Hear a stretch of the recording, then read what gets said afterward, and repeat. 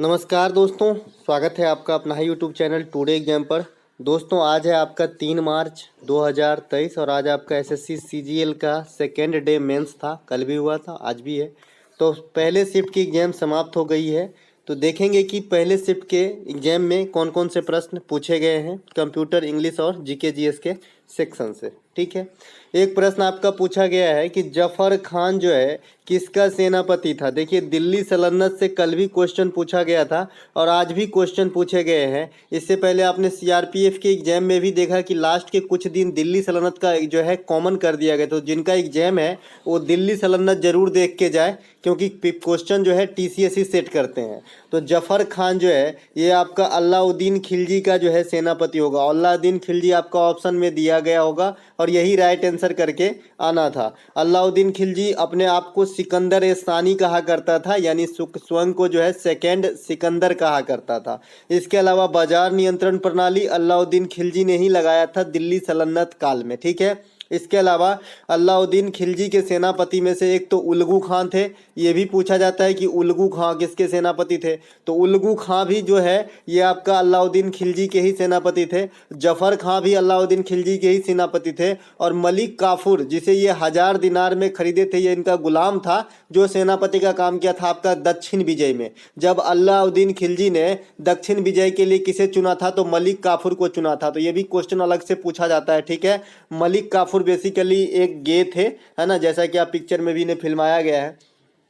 इसके अलावा खिलजी वंश के संस्थापक जी आपका जलालुद्दीन खिलजी है। गुलाम वंश के संस्थापक जी आपका कुतुबुद्दीन ऐबक है। खिलजी वंश के तो बता ही दिए, जलालुद्दीन खिलजी। तुगलक वंश के गयासुद्दीन तुगलक, सैयद वंश के खिज्र खां और लोदी वंश के बहलोल लोदी। ये पांचों शासक जो प्रथम वाले हैं, यानी जो फाउंडर हैं इन वंश का, उनको आपको ध्यान जरूर रखना है। इसके अलावा प्रथम शासक जो कुतुबुद्दीन ऐबक थे, ये आपका दिल्ली सल्तनत का प्रथम शासक होने का गौरव प्राप्त किया। इसके अलावा जो अंतिम शासक हुए दिल्ली सल्तनत के, ये आपका इब्राहिम लोदी हुए। और यही जो है पानीपत के प्रथम लड़ाई 1526 ईस्वी में मुगल बादशाह बाबर से मात खाने के बाद दिल्ली सल्तनत को तौबा तौबा करके भारत में जो है मुगल वंश की स्थापना हो जाती है 1526 में। ठीक है, ये बात ध्यान रखेंगे। इसके अलावा अगर आपसे कोई पूछे कि कब से कब तक दिल्ली सल्तनत चला, तो 1206 से लेके 1526 तक चला। सबसे अधिक दिन तक कौन से जो है वंश जो है शासन किया, तो तुगलक वंश सबसे अधिक दिन तक शासन किया था दिल्ली सल्तनत पे। दिल्ली सल्तनत पे तुगलक वंश में कुछ रोचक घटना होता है, जैसे तैमूर का आक्रमण। तैमूर जो है मंगोल का शासक था, मंगोलिया शासक था, और ये जो है आक्रमण किए थे आपके तुगलक वंश के शासक नसरुद्दीन मोहम्मद तुगलक। नसरुद्दीन महमूद भी लिखता है इसको जी, तो ये भी लिख सकते हैं महमूद तुगलक। इसी के काल में 1398 ईस्वी में तैमूर का आक्रमण होता है भारत में। इसके बाद मोहम्मद बिन तुगलक के काल में जो है इब्न बतूता, इनका नाम ही ऐसा है, क्या कीजिएगा। इब्न बतूता भारत आया था और ये आपका मोरक्को के रहने वाले थे। तो ये बात भी आपको ध्यान रखेंगे। इब्न बतूता जो है रेहला नामक पुस्तक ने लिखा था। ठीक है, इसके अलावा ट्रांजिस्टर किस जनरेशन के कंप्यूटर में यूज हुआ था। देखिए, ट्रांजिस्टर जो है ये आपका सेकेंड जनरेशन में यूज हुआ था। यहाँ पे मैंने ये क्वेश्चन बता रखा था आपको पांचों जनरेशन के बारे में, कि प्रथम जनरेशन में जो है आपका वैक्यूम ट्यूब का यूज हुआ था। सेकेंड जनरेशन में आपका ट्रांजिस्टर का यूज हुआ था। थर्ड जनरेशन में आपका आईसी चिप का यूज हुआ था।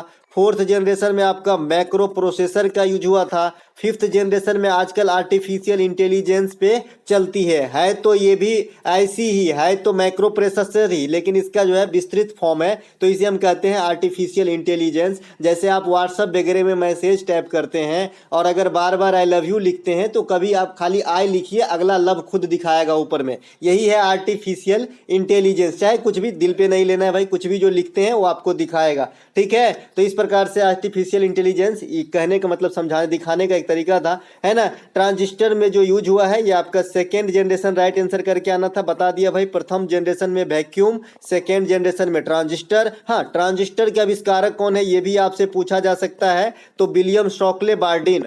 बार्डिन एवं शॉकले जो है ये आपका ट्रांजिस्टर के आविष्कारक हैं, तो ये बात ध्यान रखेंगे। थर्ड जनरेशन में आईसी चिप का आविष्कारक कौन है, तो जैक किल्बी। इसके साथ और भी लोग थे, लेकिन जो किल्बी है इसको जो है बेसिक रूप से जानते हैं हम कि ये ट्रांजिस्टर के आविष्कारक है। अच्छा, चिप किस चीज के बनते हैं, तो चिप आपका जो है सिलिकॉन वगैरह के बनते हैं जो अर्धचालक होते हैं, ठीक है।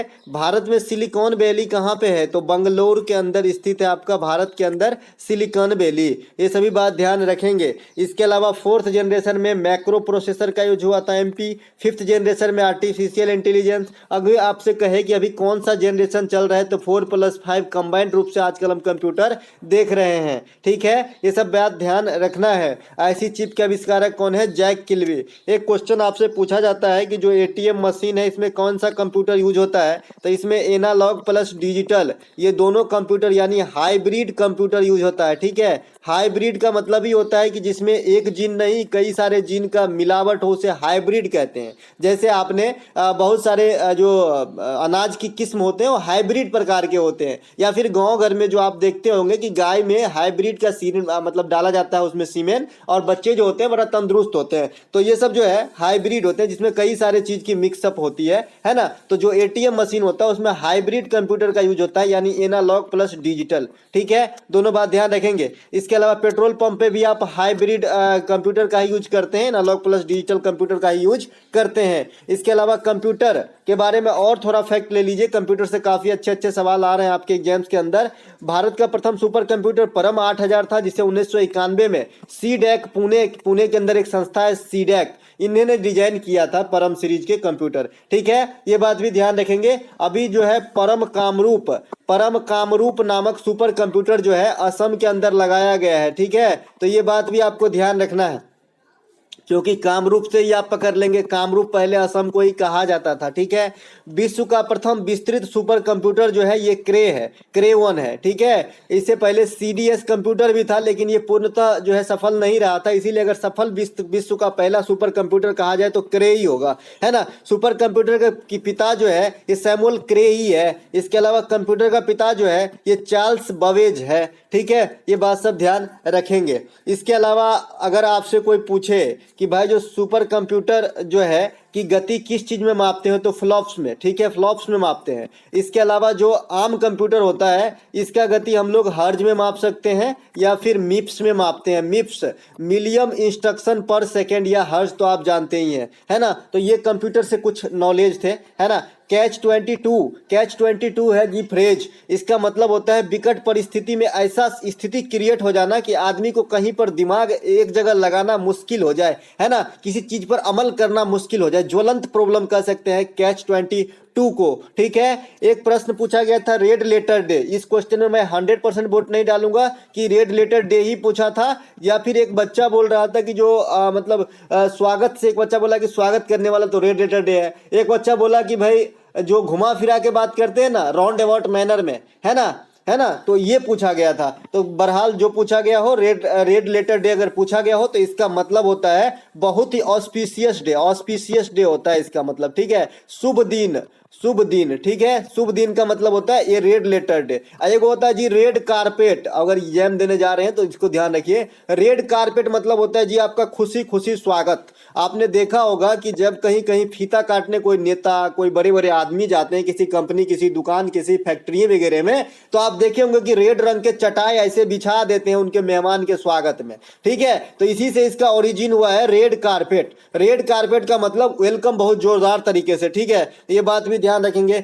इसके अलावा उच्च न्यायालय किस अनुच्छेद के तहत रिट जारी करता है, पहले बताया है हमने, आर्टिकल 226 हाई कोर्ट, आर्टिकल जो है 32 सुप्रीम कोर्ट। आर्टिकल 32 जो है इसके तहत सुप्रीम कोर्ट रिट जारी करते हैं 5 प्रकार के, और आर्टिकल जो 226 है इसके तहत हाई कोर्ट रिट जारी करते हैं 5 प्रकार के, दोनों ही 5-5 प्रकार के करते हैं, ठीक है। ये कौन कौन सा होता है, तो परमादेश, बंदी प्रतिरक्षण, अधिकार परीक्षा, इस प्रकार के 5 होते हैं। इसके अलावा अनुच्छेद 32 19 को संविधान का आत्मा किसने कहा था? तो भीमराव अंबेडकर साहब ने कहा था। आर्टिकल 32 का प्रयोग करके जब आपका फंडामेंटल राइट में क्षति होती है तो हम सुप्रीम कोर्ट तक जा सकते हैं, यही आर्टिकल 32 है। ठीक है, इसके अलावा अनुच्छेद 124 जो है ये सुप्रीम कोर्ट से संबंधित है, अनुच्छेद 214 जो है ये आपका हाई कोर्ट से संबंधित है। देख लीजिए दोनों में 1 2 का 4 है। ठीक है, लेकिन जो है 2 पहले लिख दिया गया है हाई कोर्ट में, बाद बाकी सब सेम है। रीट 5 प्रकार की होती है। इसके अलावा जो इंपॉर्टेंट क्वेश्चन बन जाते हैं इस टॉपिक से कि भाई जो सुप्रीम कोर्ट होते हैं ये किस आर्टिकल के तहत जो है आपका रिकॉर्ड जो है रिकॉर्ड कोर्ट है, यानी अभिलेख न्यायालय है। तो दोस्तों ये है आपका आर्टिकल 129 के थ्रू सुप्रीम कोर्ट जो है रिकॉर्ड अभिन्यायालय होता है, यानी जो है आपका अभिलेख न्यायालय होता है। अब अभिलेख न्यायालय क्या होता है मैं समझा चुका हूं। जैसे मान लीजिए मेरा नाम रमेश है, मैंने एक पेन चोरी किया है और मुझे जो है गिरफ्तार करके कोर्ट में ले जाया गया। एक पेन की सजा है 1 दिन की जेल, 1 दिन की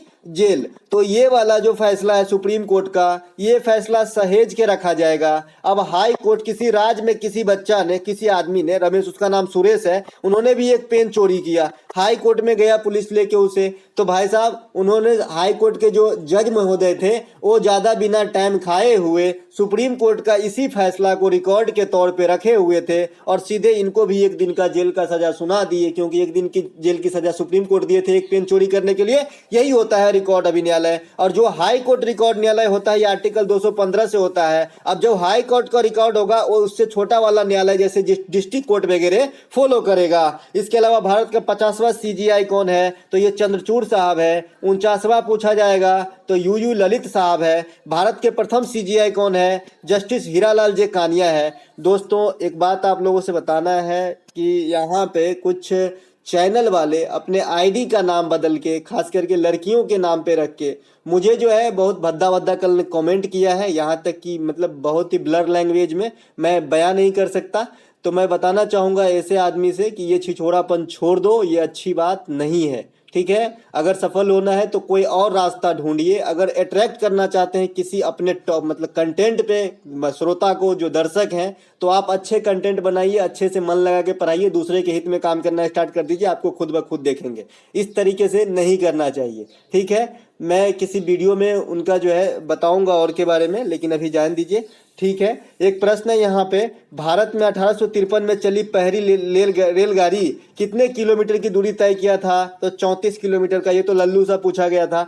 1853 में 16 अप्रैल को रेलगाड़ी चलाया गया था लॉर्ड डलहौजी के समय। प्रथम ट्रेन कहाँ से कहाँ तक? मुंबई से ठाणे। इसी मुंबई को पहले हम जो है बोरी बंदर कह देते हैं। ठीक है, आजकल तो मुंबई के कई सारे बड़े बड़े स्टेशन, जैसे मुंबई सीएसटी से ही बेसिकली चली थी, उस समय बोरी बंदर नजदीक हुआ करता था। आजकल सब कुछ अलग अलग सेपरेट हो गए हैं। ठीक है, प्रथम रेलगाड़ी में 3 इंजन लगे थे जी। तीनों इंजन को ब्रिटेन से मंगाया गया था। सुल्तान नाम दिया गया, सिंधु और साहिब नाम दिया गया था। ये बात ध्यान रखेंगे। प्रथम रेलगाड़ी में लगभग 400 यात्री, जिसमें से अधिकांश इंग्लैंड के थे, यात्रा किए थे। इसके अलावा प्लिनी की पुस्तक पूछा गया था। तो नेचुरल हिस्ट्री जो है प्लिनी की पुस्तक है। आप लोग बताइएगा कि ऑप्शन में था कि नहीं। अभिज्ञान शकुंतलम कालिदास के द्वारा लिखा गया है। अर्थशास्त्र चाणक्य के द्वारा लिखा गया है। एनिशिएंट फॉर्म वाली पुस्तक आपसे जो पूछा जा सकता है। एक प्रश्न पूछा गया, वेब ब्राउजर में बुकमार्क के लिए कौन सा शॉर्टकट की होता है? Ctrl+D। आप लोग बताइएगा क्या आंसर लगाए हैं। ठीक है, इसके अलावा जो कुछ और शॉर्टकट की है, जैसे आप वर्ड में काम कर रहे हैं, Ctrl+A सेलेक्ट ऑल के लिए हो जाएगा, Ctrl+B बोल्ड करने के लिए, Ctrl+C कॉपी के लिए, Ctrl+D फिल करने के लिए यहाँ पे होता है। ठीक है, तो ये वेब ब्राउजर की बात थी और ये आपका वर्ड की बात है ना, MS वाले का। इसके अलावा ये लास्ट क्वेश्चन था दोस्तों। अगर आपको अच्छा लगा हो तो लाइक कर लेंगे। मिलेंगे कल एक नए वीडियो में। और दोस्तों कुछ थोड़ा सा प्रॉब्लम आ गया था कल, इसीलिए जो है MTS की वीडियो नहीं प्रोवाइड करा पाया। जरूर फिर से जो है कंटिन्यू कराने की कोशिश करेंगे। तब तक के लिए जय हिंद।